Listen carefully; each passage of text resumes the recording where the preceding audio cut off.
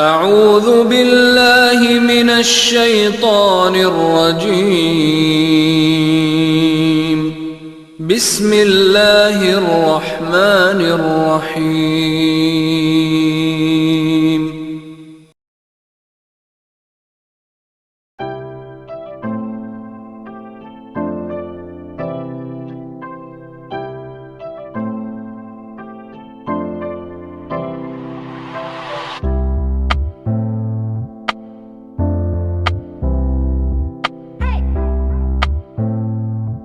अल्लाहुम्मा सल्ली अला मोहम्मद वाला आले मोहम्मद। अस्सलाम वालेकुम जी। तो मेरे प्यारे तुलबा और तालिबात, उम्मीद है आप सब लोग खैरियत से होंगे और मेरी वीडियो का इंतज़ार कर रहे होंगे। तो चले, आपका सर इश्तियाक आपको ज़्यादा इंतज़ार नहीं करवाता, क्योंकि आपने भी एग्ज़ाम की तैयारी करनी होगी। अब दिन ही कम रह गए हैं, तो हम चलते हैं अपने आज के टास्क की तरफ। आज हम जो टास्क करेंगे तो उसमें जो है तो वो हमें ये बताने की कोशिश कर रहे हैं कि आप पहले project.csv की फ़ाइल ओपन करें। CSV का तो आपको पता ही है, जिसका मतलब होता है कॉमा सेपरेटेड वैल्यूज़, और ये एक्सेल की में ओपन हो सकता है लेकिन एक्सेल की तरह नहीं है। हम उसको यूटिलाइज़ कर सकते हैं, उसको इस्तेमाल कर सकते हैं। तो इसमें वो हमें ये बताने की कोशिश कर रहे हैं कि आप उसमें सेल A22 में बाकायदा एक फार्मूला या फंक्शन जो है तो वो ऐड करें, जो कि हमें उन वर्कर्स के बारे में बताए जो कि प्रोजेक्ट उनका कंप्लीट नहीं है। ठीक हो गया। और फिर वो कहता है कि सेल A24 में वहाँ पर भी फार्मूला और फंक्शंस को जो है तो अप्लाई करें, जिसमें हमें सिंपल वर्कर्स की तादाद के बारे में बता दे जो प्रोजेक्ट में काम कर रहे हैं। तो ये हम कैसे करेंगे? तो चले हम चलते हैं अपने एक्सेल की स्क्रीन की तरफ। यहाँ पर हमने जो है तो पहले से ही project.csv की फ़ाइल को ओपन किया हुआ है। इसको मैंने थोड़ा सा बड़ा कर दिया है, नुमाया कर दिया है, ताकि आपको थोड़ी सी समझ आए कि हमने करना क्या है। अब अगर आप यहाँ पर देखें तो इन्होंने एक एक लाइन में जो है तो वर्कर का नाम लिखा हुआ है, उसका प्रोजेक्ट है, फिर वर्कर है, फिर प्रोजेक्ट है।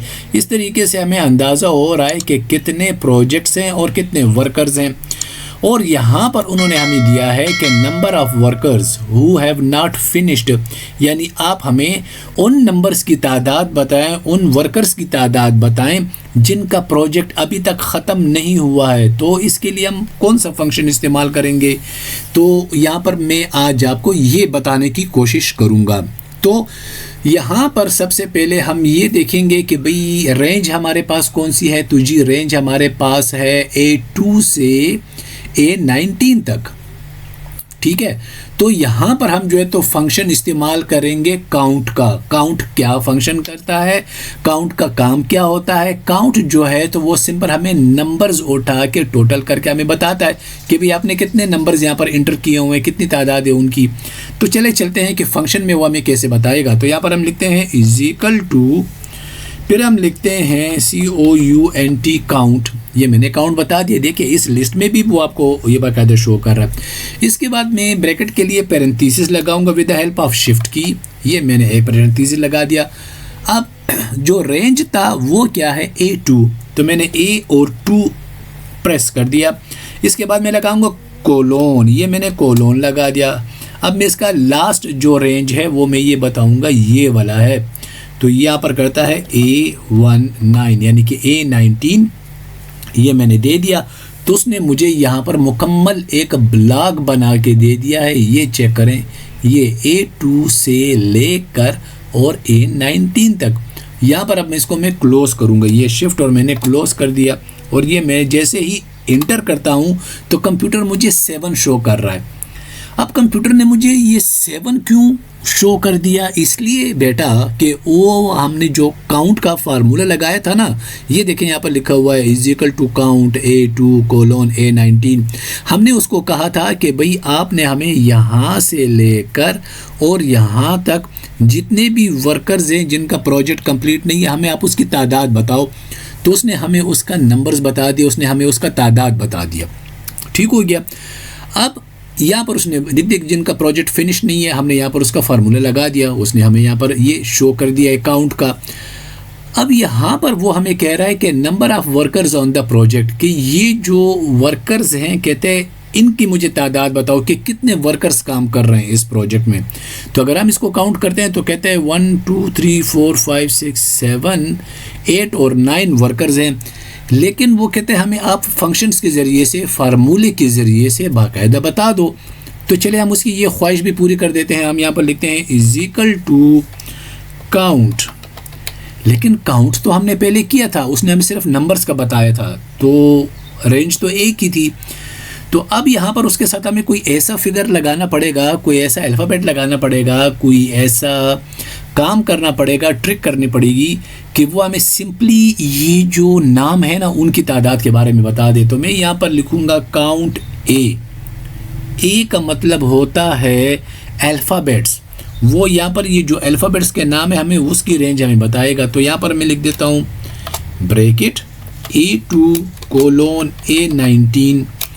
आप भी सोच रहे होंगे कि सर ने काउंट के साथ ए लगा के रेंज वही दे दी जो पहले दी थी, तो ये तो हमें फिर टोटल वो बताएगा। नहीं जी, अब हमने क्योंकि इसका जो है तो ये तो हमने कर लिया था, ठीक है।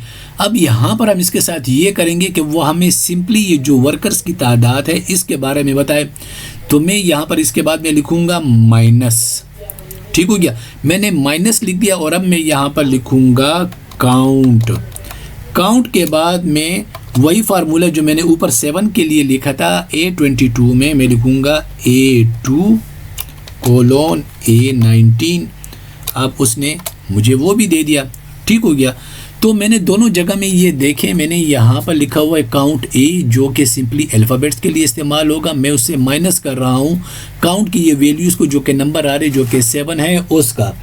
तो यहाँ पर वो जब मैं इसको इंटर करूँगा तो वो उसमें से जो है तो इसको मुझे वो क्या कर देगा, ये जो 7 है ये माइनस करके मुझे सिंपल इसके नाम के बारे में बताएगा। तो यहाँ पर जो है तो मैंने कर दिया इंटर। तो ये देखें उसने हमें सिंपली जो है तो 9 शो करके बता दिया है। तो इसका मतलब ये हुआ कि हम जब इसको फार्मूले के थ्रू हम यहाँ पर इसको चेक करेंगे तो इसने हमें पहले काउंट ए के बारे में बताया, उसने टोटल उसको जो है तो काउंट किया। ठीक हो गया, क्यों टोटल जो था तो वो हमारे सामने आ रहा था 16। अब यहाँ पर जो मैंने उसको माइनस दिया तो इसका मतलब है कि भाई तुम इससे इसको सब्सट्रैक्ट कर दो, माइनस कर दो। किसको? A2 से A19 तक ये जो नंबर्स है उसको निकाल दो।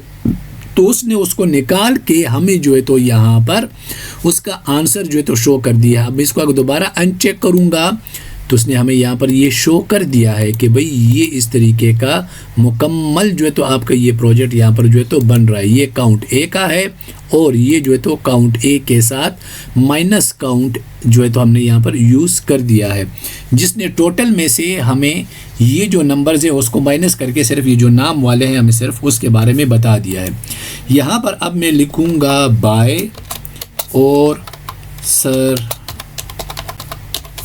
इश्तियाक। ये मैंने यहाँ पर सर इश्तियाक जो है तो यहाँ पर इसके साथ इंटर कर दिया है। अब इसको मैं जो है तो सेव करूँगा। ज़ाहिरी बात है इसको मुझे सेव तो करना होगा ना।